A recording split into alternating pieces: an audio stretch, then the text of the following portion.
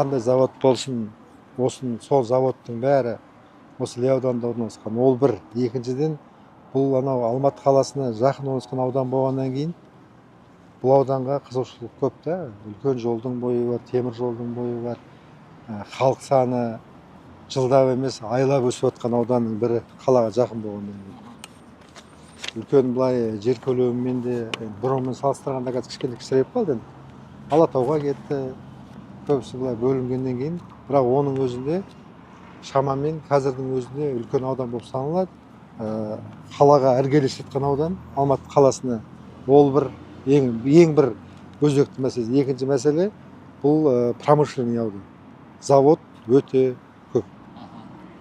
Шамамен биылдың өзіне, жылдан жылға биылдың өзіне 19 заводтың құрылысы жүріп жатыр. Соны биылдыққа ашып іске қоспасақ деген жоспарымыз бар. Тамаша, енді ол іске қосылса, өзіңіз білесіз, налогтың саны көбейеді, инвестиция құйылады, одан кейін жұмыс көзі табылады да. Соған қазір біз жұмыс жасап жатырмыз. тамаша, жоспарларыңыз орындала берсін. Енді сіз келгелі бір 6 айға жуық деп алды.